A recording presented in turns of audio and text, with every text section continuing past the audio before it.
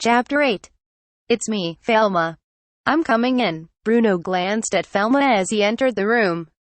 Bruno then gathered up all the documents in a hurry, put them in the bag with the medicine bottle, and fixed his clothes. Several servants and apothecary apprentices gathered to help Bruno with his preparations, though Ellen was not amongst them. Bruno then made them leave. What? It seemed that Falma's father was hard at work, as he could see that his father was losing weight recently. He also remembered that his father had this dry cough for a long time now. It certainly seems bad. I'll have to check on it later. Falma then casually placed his hand on his left eye. What's wrong? Does it hurt somewhere? Falma lost his concentration for a moment when his father spoke, and stopped his examination. Falma was unable to continue, as he drew attention. Stand at attention when listening to what I say. You're slacking off. Yes. Falma quickly stood at attention. Absolute obedience towards one's father was the custom of this world. The condition of Her Majesty changed suddenly. If you're not in the condition to go, then stay here, since you'll only be a hindrance.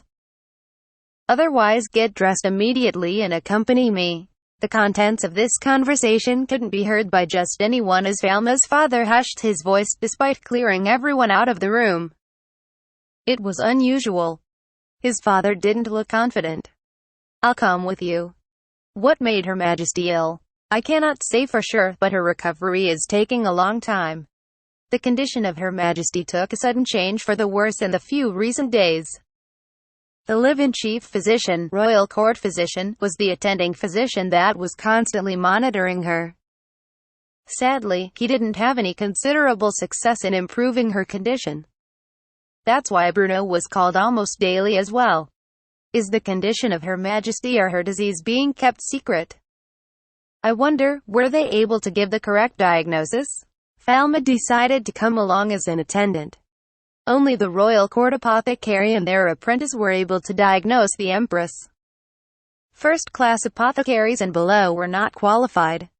Falma, as an apprentice for the medical exam, was tasked to hold on to the medical bag, help with the compounding, and do menial jobs.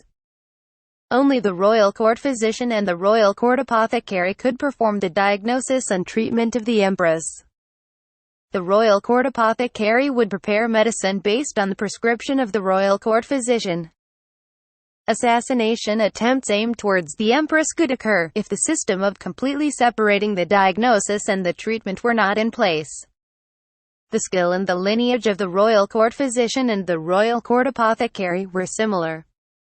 One would diagnose the disease and the other would prescribe the medicine.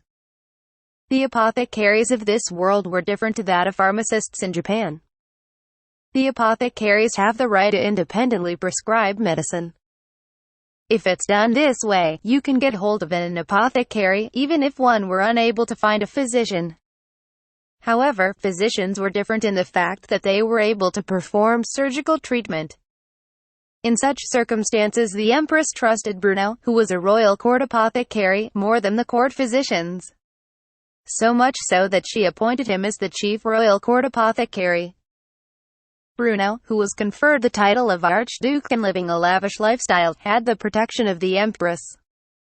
Brace yourself. Yes, Ellen had said that when there was a mistake in the treatment of the empress, it caused the status of the royal court physician and the royal court apothecary to reverse. In other words, the fate of the de Medicis family would rest on the outcome of the empress' condition. It would be a serious matter if they failed. Falma knew this was the reason why his father was so agitated. Is the empress seriously ill? Falma was preparing in a hurry while thinking about this. He only had one bag since it was the only one he prepared. Among the tools Falma had in his bag was a gadget of sorts. Master, Falma, please do your best. Lot put on Falma's best grey coat on him. See you later. Falma waved his hand and smiled towards Lot as he left. Let's go, Falma. Yes. Bruno de Medicis and his son Falma, who accompanied him, took horses provided by the stable boy. They rode the horses towards the Saint-Louis Grand Palace where the empress resided. Riding with a carriage towards the palace would be too slow. As the father and son rode their horses, they dashed through the main street of the royal capital along with several personal attendants. "The Archduke is coming through. Make way." An attendant made this announcement as the sound of a trumpet echoed through. Several elite holy knights that Bruno employed were gathered in a tight group. All commoners lowered their head and made room for them. Falma's horse riding skills were magnificent. He was taught by Ellen and he basically inherited the skills learned by the original Falma. As he would be helping in the medical examination, Falma grasped the reins while putting together the information he had obtained from Ellen regarding the Empress Elizabeth II, Emperor of San Fluve Empire. 24 years old. She was actually an empress from that young of an age. She came from a family of divine art users, fire attribute with the most power in the whole continent. She holds the authority as empress to all the countries within the continent. She was chosen by the temple as the successor of the late emperor who died of illness, and she reformed the despotic government after she ascended the throne. She now reigned for 7 years. She showed shrewdness and expanded the empire with might that surpassed a military genius. She was known as the wise monarch that stabilized the political situation and developed the remote regions. Falma understood vaguely that her reign was similar to the Roman Empire or like the Russian Tsar, who spread absolute imperial rule. The throne was not hereditary. It was a meritocracy. In other words, Empress Elizabeth holds the largest divine power and the best divine art in the continent. It was said that when she held on the divine power meter during the coronation ceremony, the gauge recorded the highest level of all time in the empire. To be blessed with strong divine power at birth would mean royalty recognized by the gods, and by that logic it was something like the theory of the divine rights of kings. Emperor. I thought it was a title only. But they take the throne by true strength. So powerful. Falma completely ignored his predicament as he admired the gauge of the divine power meter as it swung all the way around. Of course, divine power wasn't the only aspect that was used to gauge the emperor. Their talent was also taken into consideration as well. The Vanguard Knights had made arrangement with the gatekeepers and the golden grid gate of the palace was opened with bombastic sound. The architecture is much more modern than our mansion. It looked like the Versailles Palace. The Imperial Palace had a magnificent Baroque-style view that looked modern as well as a vast garden. There was a large fountain with a golden statue at the center spouting out water freely. A vast park filled the back of the palace. It was magnificent.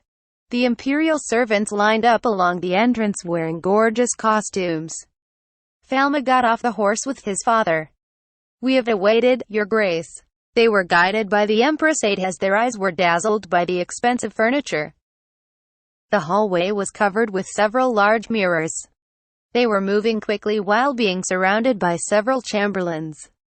They thought they were going to be ushered into a waiting room, but they were allowed by the court physician to enter the Empress' bedroom immediately. When Falma entered the Empress' room after his father, he saw the court physicians were waiting at the corner. They all wore the same black coat. When physicians gave treatment, they sometimes got blood stains on their clothes. This is the reason why they wore black attire. It reminded Falma that his father was also wearing the same attire. Of course, they rarely washed their attires. This was an extreme lack of hygiene. Chief Royal Court Apothecary, Archduke Bruno de Medicis and his attendant have arrived. Enter. Falma followed his father and showed the same etiquette. The Empress was laid on her canopied bed. She looked awfully emaciated. Bruno exchanged words with the court physicians. As Falma was straining his ears to listen while holding his father's bag, the Empress coughed out phlegm nonstop. With that, one could see that her condition had already advanced to hemorrhaging in her lungs due to the sight of the blood in her phlegm. She had recurring lung hemorrhages. It seemed like she was suffering from dyspnea. Bruno scanned the records provided and her meal contents with a serious gaze. "Excuse me, Your Majesty." Bruno went beside the Empress' bed and spent time examining her. He respectfully bowed and took the Empress' pulse without directly touching over her white silk cloth. "Is it increasing?" Falma observed Bruno's condition while he holding his father's bag. His father was a royal court apothecary, thus his diagnosis skills should be high. Falma was anticipating what could Bruno do. Bruno was checking the hourglass and alternately checking the Empress' pulse. When it was done, he collected a small amount of blood from the Empress' fingertips and let it drip into a petri dish. He also asked for saliva and urine samples, and examined them in detail. He diluted it in water made by his divine art, and placed it in a test tube, and a reaction occurred. He glared at the astrology board with a serious look. Falma tilted his head in confusion when he saw this. Is he diagnosing by divine art or fortune-telling? Falma didn't believe that his father would be able to diagnose the disease with such methods. Ellen told him that his father was a famous and excellent royal court apothecary even within the royal court. That he had excellent diagnosing ability. Falma initially doubted his father could become a royal court apothecary with excellent fortune-telling skills. Though, in this world with divine arts, having a skill in fortune seemed to be really important to them. Bruno then bowed pompously and made eye contact with the court physician. The court physician responded in agreement and whispered into his ear. How was the examination, Your Grace, that is? Bruno signed a document after he closed his eyes with a mournful expression. It was necessary to write down name of the disease to check whether there wasn't any discrepancy with the diagnosis of the court physician. What is the name of the disease? What is he thinking? Did he correctly diagnose her? Of course, the name of the disease was a local name to this world.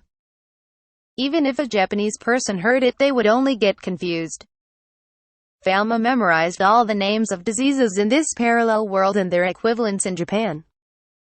Therefore, Falma would know if they diagnosed correctly if he knew the name of the disease. When Falma was eavesdropping on their conversation, it seemed the both of them didn't mention any diagnosis.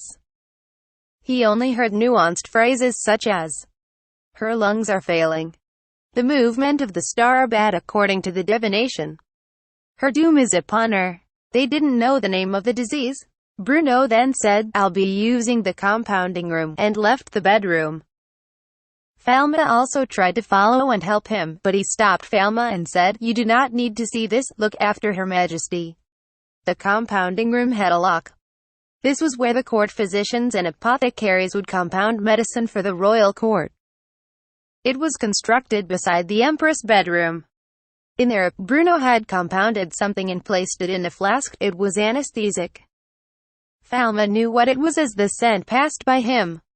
So it was a mixture of opium, mandrake and other ingredients to form a type of narcotic. Falma could guess its contents. The apprentice apothecary positioned himself between the wall and the furnishings, and watched the course of events unfold while suppressing his presence so as not to disturb them. At the time, the Empress had an intense coughing fit and woke up. Your Majesty, how are you feeling?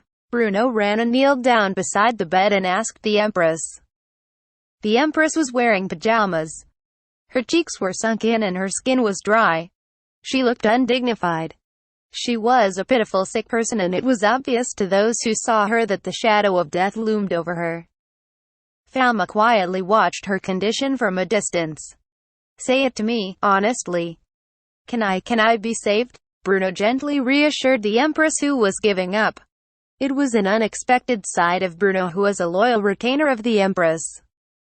That character was new to Falma, who only knew him as the strict father with a dignified expression. Don't worry, for I was asked to come here. Her Majesty will definitely get better soon. I've prepared medicine with excellent efficacy. It was a sedative. Bruno prepared medicine that had little toxicity, but not enough to result in death. They had abandoned the proactive treatment and switched to palliative sedation. The court physicians also agreed with this course of action. That was why Bruno didn't show Falma the compounding, because he didn't want to let Falma know that they had given up on the treatment. It's obvious that Her Majesty is seriously ill. But Falma would have liked to cheer as he anticipated what skills would be shown by the royal court apothecary. But the father in question was abandoning her with heartrending grief as they started the anesthetic procedure. Please gently breathe this vapor, Your Majesty, lightly at first. The Empress' pain would ease up when the anesthetic was given. In other words, the drug would dampen her senses. Call the temple priest tomorrow night will be the end. Claude, the chief court physician, let off a big sigh and shook his head and informed the monarch's trusted aides and courtiers in secret. As the vapor of the anesthetic reached her, the Empress' eyes started to doze off. The temple priest performed a prayer to welcome a peaceful death. Aside from easing up the pain, there was nothing else to do but to wait for the Empress to weaken. Nobody is going to cure her. Falma, who saw everything was alone, did not agree to this kind of treatment. Falma had decided he wouldn't meddle with the treatment of the Empress to make his father, as a royal court apothecary, save some honor.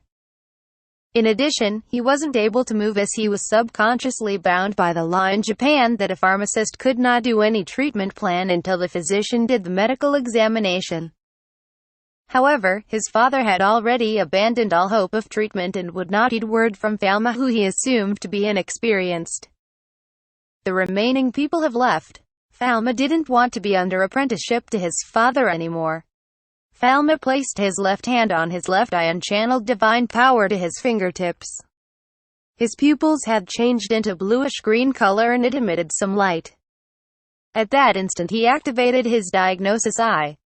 When Falma used the diagnosis eye, color saturation of the world from his view drops. He raised his concentration. Both of the Empress' lungs were suffering from a disease. He saw countless pale light emitting from the lesions. He could almost hear the organs affected by the illness scream. This is be difficult. Please don't fail me. Falma hushed his voice to the point where no one could hear, and quietly named the disease.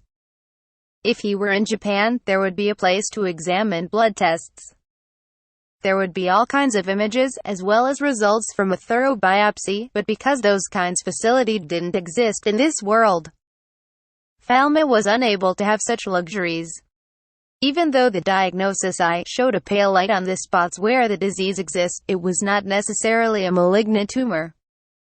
If he thought of the diagnosis eye as a normal image analysis, he would fail. In other words, illnesses such as common colds and bronchitis would react to it as well. Metastatic lung cancer, pulmonary emphysema, pneumonia. He called out the names of various diseases one by one, even if there was only a small possibility that those were the likely diseases. The color of the light didn't change. The light remained blue. It's different? Is this disease particular only to this world? It would be very difficult to deal with if this was the case.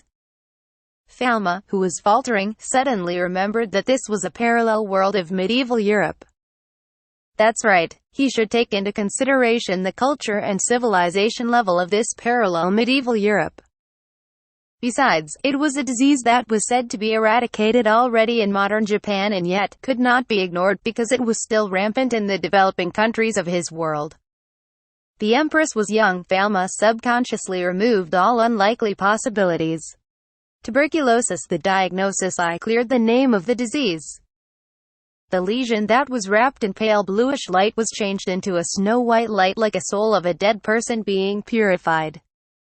This world called it the White Mortal Disease. During the Middle Ages on Earth, it was called the White Plague and considered to be incurable. Chapter 9. It seemed some Chamberlain informed the young Prince Elizabeth's condition was not good, and he rushed to the Empress' bedroom. The prince came towards Bruno, and requested he stop the administration of the anesthesia for a moment. Since it wasn't fully administered yet, it was still possible to interrupt. The prince was crying and calling his mother's name at her bedside. Elizabeth feebly stroked his head with her hands. This wasn't the hand of the Empress Elizabeth II who unified the whole continent, it was one of a mother that cared for her son. What would happen to the prince after she died? Such thought came across her mind. Falma's heart was shaken at the sight of the prince clinging to his dying mother. Falma, who still had his hand on his left eye, decided on a treatment plan. Speaking about the cure for tuberculosis, there was streptomycin which was first discovered in 1943, but Falma rejected because you needed to use a syringe. He decided to use the oral administration, those that can be drunk by the mouth. Furthermore, when combining different drugs, he had to be careful about the disease becoming resistant to the drug. Isoniazid, pyrazinamide, ethambutol. Falma decided on these 3 types of drugs as candidates. He wanted to use 4 types, but substance creation was only possible if he closed his eyes and could imagine the compounds perfectly. He was only able to completely imagine 3 types of simple compounds with certainty. It was hard to remember macromolecule compounds. He knew the structure and could write down the structural formula, but there were still lots of things which he couldn't imagine. The lights from Diagnosis I went out at once when he mentioned the 3 names, but when he looked carefully, there was still some dim light remaining. Falma felt uneasiness from that. I should add 1 drug just in case, but should I? Nonetheless, he added the 4th drug as an insurance. Creating this image will be a feat of mental strength. I really need to imprint this to my brain. He stared at the structural formula he wrote on paper and closed his eyes for his brain to project it. He used his cleverness. Rifampicin. It had the most complicated structure, but it was necessary for this drug to be the key component in the treatment. The white light went out. Your Majesty. He folded a large handkerchief, covered his mouth and tied it behind his head to make a temporary mask. Falma decided to walk out in front of the Empress, bowed and introduced himself, and got straight to the point. Will you permit me to offer my treatment to your Majesty? Empress Elizabeth II faintly started at Falma from her bed with a blank expression. What did you say? There was no absolutes in the effects of the medicine. The condition of the patient could suddenly change and they could pass away before the effects of the medicine could manifest. Considering all that, he braced himself and he put some vigor to each of the word he said. There is a special medicine. Objectively looking at him, Falma de Medicis was only 10-year-old apothecary apprentice. He should be far inferior in skills and knowledge compared to the famous doctors serving the royal court, including his father. He felt insulted as a group of court physicians insulted him deliberately, that he could hear them saying, "What was this apprentice who doesn't know his place talking about?" They heard nothing but nonsense coming out from this greenhorn. Falma. Stand down. His father, Bruno, yelled at him with a tremendous threatening attitude.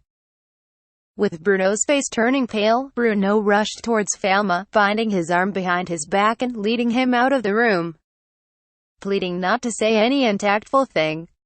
That written in all over Bruno's face. Bruno apologized while dragging Falma. Forgive me, your Majesty, for my son was rude. I will take him outside immediately. Wait for a while, the Empress warned Bruno, and then looked around at the courtiers and the court physicians that lined up. Is what he said true? Everyone from the court physicians to the apothecaries was embarrassed and held their mouths shut. When was a new medicine discovered? In addition, what in the world is this disease? Many of the courtiers cast their eyes downward from the implicit pressure of the Empress. No one replied. The Empress, who looked away from the people she depended on, looked directly at Falma. You know it, don't you? I know of it. Falma bowed down. The life of the Empress, who used divine arts more than anyone else, was in a precarious situation as death was imminent. And now, she would be euthanized by her most trusted royal court apothecary and court physicians too. It a risk on to believe this boy's nonsense. She was practically permitted to gamble her life away. However, she saw a certain absolute confidence in this boy's eyes.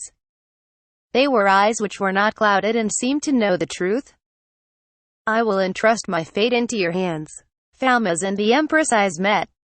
As you can see, the Empress mustered the last of her strength to bow down. Her shoulders looked very delicate. I fully understand. Falma faced his only patient and took responsibility for her life. He cannot back away now. The court physicians and his father, Bruno, who are inside the Empress' bedroom, just stood still. There was nobody to disturb Falma anymore. Meanwhile, Falma gathered casually some saliva samples from the Empress, left the room and said, I will borrow the compounding room. And he locked himself inside. Wait for me, Falma. His father later on bid farewell in the presence of Her Majesty and rushed out to the compounding room to pursue Falma. However, the door didn't budge an inch. Open this door now. While hearing the sound of his father pounding the door with full force, Falma stained the saliva sample into a glass plate in an experienced way. There were small bottles with chemicals lined up on top of the desk. He took a glass stick and quickly dipped it in. A glass plate was heated over the flame of the lamp. He then arranged the chemical bottles and one by one placed a drop on the sample. He took out a gadget that looked like a metal toy and placed the glass on it. He then held it up against the light of the lamp and peeked through it. I knew it. After Falma was convinced, his father destroyed the door using divine art and went inside. He broke through the locked room. In the dim compounding room that was lit up by the candlesticks were the father and son. The hair-triggering tension made the air heavy in the room. Speak. What are you doing? According to his father, it would seem Falma was performing some suspicious magic. What do you intend to do? This is none of your business. Stop it. What are you doing? Bruno was enraged as his voice was trembling from the intense questioning of Falma. I'm preparing the medicine for Her Majesty now. You fool. Bruno roared at Falma's explanation. Even if you look for a skilled physician all over the world, there isn't anybody that can cure white fatal disease. Don't brag about some kind of new medicine. Did you just said white fatal disease now? Falma stopped his hands. This is surprising. Your father diagnosed it as white fatal disease, tuberculosis? How did you know it? Among the court physicians, only his father knew that the empress had tuberculosis. The court physicians only said about how the body fluids were affected by the constellation. Falma thought he was an occult apothecary and he misjudged his father's ability. It reacted with my potion. Signs of white fatal disease appeared. I'm saying this with evidence to you. His father mixed the handmade potion and the saliva of the empress some time ago. Thinking back to it, Falma was surprised that the process was similar to a test to determine tuberculosis. He wondered if it was just coincidence. There was no laboratory procedure that appeared in any book back at Falma's house. Besides, there was the time when he saw his father dance like a crazy at the herbal garden during the night as he grinded the medical plants and poured divine power. That was how his father compounded the potion. It had that effect. Falma was astonished. Is it written in any of the books? It is a new divine skill that I had developed. No book has it. Who do you think I am? Bruno de Medicis, one of the 3 royal court apothecary in the continent. Apart from being an apothecary, he was an archduke who served as the president of a pharmaceutics university in the royal capital. If Falma was a renowned pharmacologist back on Earth, Bruno was the scholar who led the pharmaceutics in this one. Bruno and Ellen said they could create special effects on the medical herbs when they poured divine power into it. Bruno was the first in this world that systematically investigated the effects shown by the divine art on the medical herbs. Bruno invented a large number of original medicines. Is that so? What is it with this parallel world? Falma felt guilty as he only saw his father's formulation only as an occult from a biased point of view. Perhaps the potion that was ordered to be handed to Ellen, and the potion that was given to Falma immediately after he got struck by lightning really was effective. Anyway, all of them were made from water conjured by divine art. That was the one thing Falma overlooked. This parallel world had divine arts. He concluded that it was an occult without performing any scientific inspection of the water made by divine art and other divine arts. It wasn't the right attitude as a pharmacologist. The parallel world had different methods. While Falma was impressed, his father's behavior still left some doubt in Falma. Why did you do it, dear father? Why did you act like you didn't know the name of the disease a short while ago? When did you start your diagnosis? They said that the diagnosis started 10 days ago. When the reaction of the white fatal disease increased by 30 times compared to the last diagnosis, his father felt mortified. Why didn't I told you? Because the white fatal disease, tuberculosis, is an incurable disease. An apothecary always gets close to the patient. What would you do if Her Majesty you helplessly plunged into despair? It is for this reason that a greenhorn like you wouldn't understand. So even though he had a diagnosis, he still played along with the court physicians. Getting treatment for white fatal disease has no meaning for Her Majesty. Don't make Her Majesty suffer more humiliation on her deathbed. I never once in the past witnessed a touching hand that was able to cure the disease. There was a legend in this world where a king touched a patient. Therefore no one was able to tell the empress she had tuberculosis as there was no cure. Only a god who had higher authority than the empress could. If so, there would be rumors that the empress received the vengeance of heaven, and it would affect the honor of the empress. Don't irresponsibly say something like, a new medicine. A new medicine for the white fatal disease doesn't exist. That was even the opinion received from the Nova root. New medicine? It is just your unsubstantial and idle fantasies. His father always got new information from this world's most advanced Nova root medical university. Bruno severely admonished Falma that it was dishonest to tell a lie to a patient. It was a serious crime to prescribe a placebo drug, and that he should confess that Her Majesty can't be cured. Bruno had thought all possibilities regarding the Empress' well-being. Father, you truly are a great apothecary. Falma honestly re-evaluated his father, and he now bore a new deep sense of respect for his father. The reason his father had a dry cough these days was because he was infected by tuberculosis. It was clear, even if Falma didn't use his diagnosis, Bruno was infected because he was in close contact with the Empress, even despite knowing she had tuberculosis. Bruno had been seeking a cure for Her Majesty, regardless of his own life. Falma asked his father again. I appreciate the concern. Nonetheless, father had thoughts of euthanizing Her Majesty. It was the best way. Falma nodded. He agreed, it was the best card his father could use. A special medicine does exist. Do not lie. It is not a lie. And it is something you should also drink. Bruno was at a loss for words as his son had seen through him, and noticed that he contracted tuberculosis despite having kept it a secret. When Falma conjured some water and washed his hands carefully, he wiped his hand with a cloth he kept sterile, took a vial and a flask from his bag and placed it on top of the table. He turned his back so his father couldn't see, and held the vial on his left hand.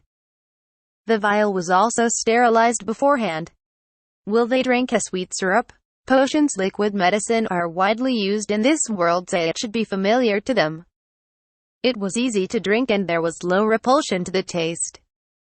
Patients with severe cough would be in a state that would make it difficult to take the medicine. So Falma devised something. Look at me, Falma. HMPH. His father did not miss the flash of the pale light. That was the light of substance creation. It resembled the sign that a water divine art was activated.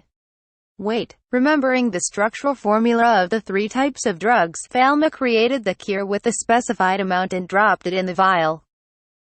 Finally, he began to write on paper the drug with the most complicated structure, rifampicin, and burned the image into his brain. Drug development became possible. He then filled another bottle with syrup. He held out the cure to show it to his father. Did you just use a divine art just now? Why are you hiding it from me? What is it that you compounded? Falma shook the flask with the medicine to mix it well. He made a transparent viscous syrup. If you cannot explain what kind of compounding you did, it is just poison. What's your excuse? His father almost reached the limit of his patience, and he immediately held up his gold wand and pointed it towards Falma. The wand was the sword of the nobles. Falma remembered the words Ellen said to him. For Bruno, it was the same as drawing a sword to his child. Please put away the wand, dear father. Do you intend to flood the compounding room in water? However, Bruno didn't pay attention to his words. Falma placed the flask on the desk. Danse d'épée de la glace. Sword dance of ice. After Bruno chanted and casted, he aimed his attack at the flask that was on the table. He didn't intend to hurt Falma, since Falma wasn't in the path of the attack. He shot it. A knife of ice was shot at a very close range. However, his father used a water divine skill which was based on water. Falma knew it very well, so he didn't hesitate. Falma stretched out his right hand to protect the medicine. Vanish. He imagined the molecular structure of ice exactly, and transmitted it to his right hand and swiped the air. When the knife of ice made contact with Falma's hand, it totally disappeared. He then raised his left hand and created a thick wall of ice in an instant to separate his father. With just his bare hands only, no chanting or a wand, it was a perfect defensive barrier. Bruno didn't attack Falma anymore. His attribute was water, but his specialty was positive. Although ice was water, he couldn't take it down because the attribute was negative. What? Bruno had his eyes wide open in fright as he didn't expect his son to fight back. Falma said to his father across the wall of ice. In the presence of Her Majesty, I will explain this special medicine. Oh, everything will be ruined after this, is what Bruno thought. Bruno lost all hope and went into despair. He inadvertently began to ask Falma, "Who are you?"